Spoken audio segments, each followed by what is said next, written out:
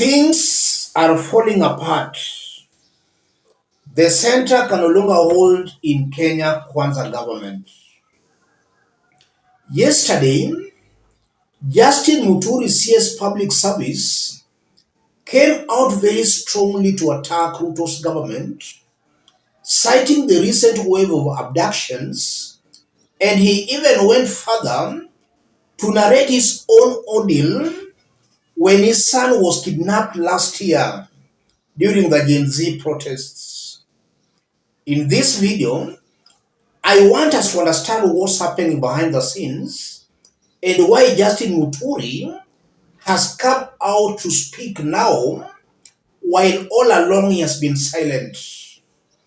Before we dig deep into that, let's first listen briefly to what the CS said yesterday for those who had not listened to him. Listen to this. So, ladies and gentlemen, and dear countrymen, I've been quiet for some time now, and many people have been asking me where the country is heading and where we are, and so I would like to state as follows.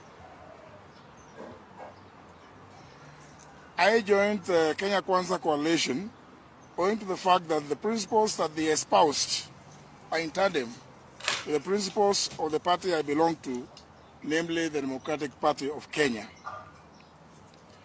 Many friends and political colleagues at the time warned me against joining the coalition, but at a personal level, I was persuaded that will be driven by the ideals and the values that the coalition stated as a hustler nation to do the best for the people of Kenya.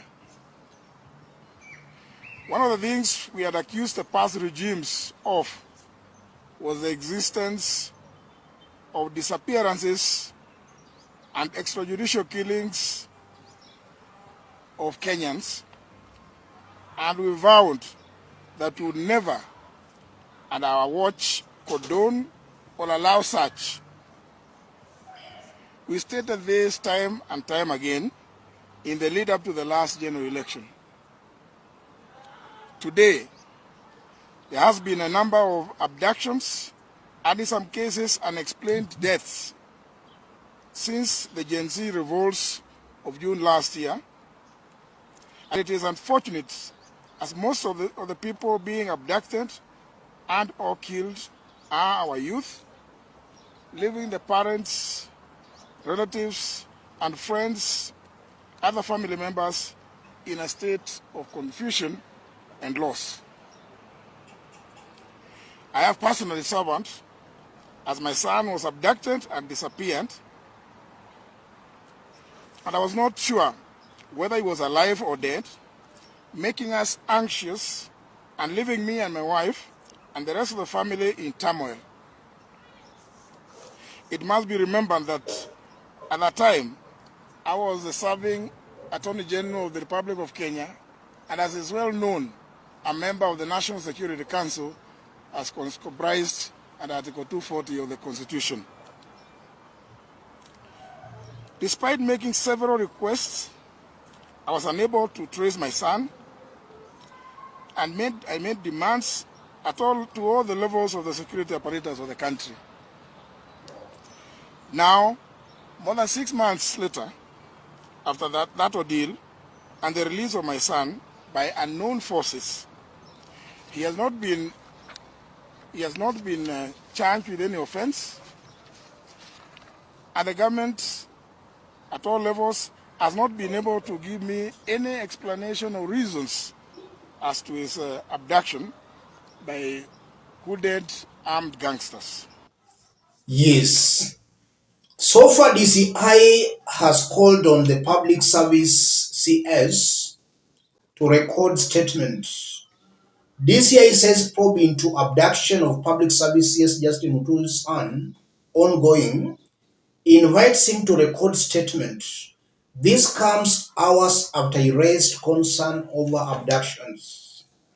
Let's dig deep, ladies and gentlemen. Justin Muturi has been silent because He has been weighing his options in William Ruto's government. He has been afraid to lose his job, so he chose to keep quiet. His coming out to speak clearly indicates he's now ready to quit Ruto's government.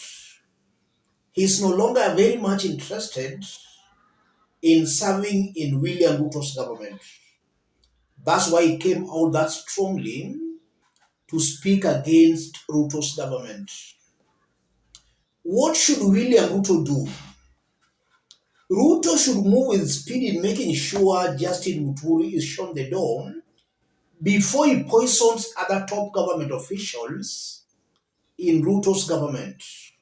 And that means Ruto should sack Justin Muturi as fast as he can.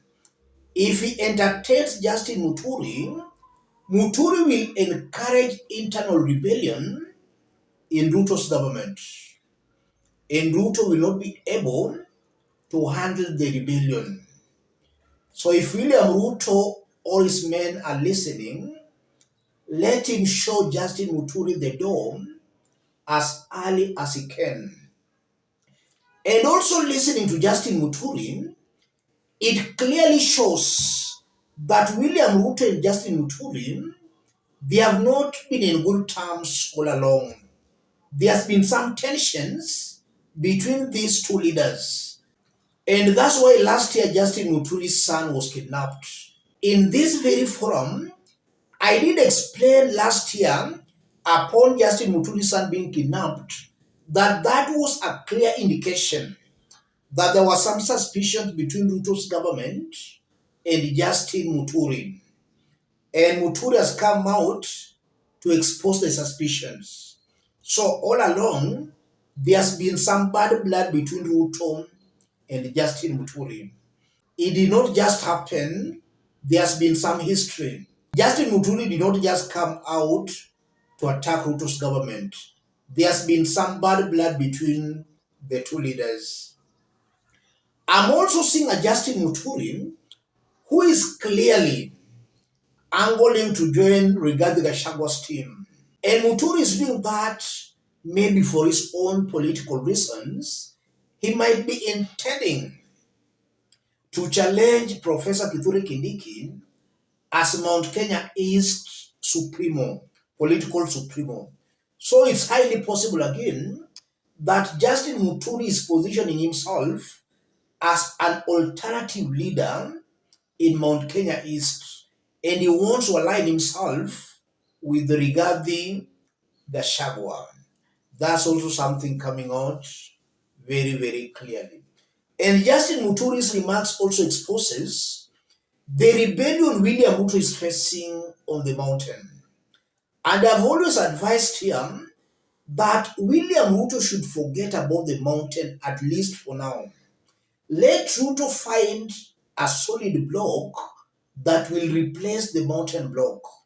Ruto cannot entertain both the mountain and this other side of Raila Odinga. He has to make a choice. If he wants to go with the mountain, so be it. If he wants to go with this other team of Raila Odinga, so be it. But Ruto should not be cheated that he can entertain the mountain and this other side of Raila Odinga at the same time. If he does that, he will clearly lose it. He has to choose one, either to go with Raila Odinga, this team, or to go with the mountain. But as things stand out right now, it appears the mountain is very elusive. And William Ruto appearing to be disparate for that mountain is auguring very negatively for him on the mountain and in other parts of the country. If other parts of the country are seeing William Ruto getting such kinds of rebellion on the mountain, it can also affect these other areas negatively, and they can be attempted to start rebelling against William Samoei Ruto. Upon Raila Odinga joining Ruto's government, there was a lot of goodwill in Raila Odinga's stronghold. And that's why we saw celebrations in Nyanza, in some parts of the coast, and even in Western, when Ruto appointed some ODM leaders in his government. William Ruto ought to have built on that goodwill to create an alternative block to the mountain block. But it appears William Ruto keeps on making blunders after blunders. He's too disparate for the mountain vote, and that will clearly augur very badly for him politically. Let me stop it there, ladies and gentlemen. If you are watching us but you are not yet subscribed, subscribe, give the video a like. Thank you. God bless you. God bless Kenya.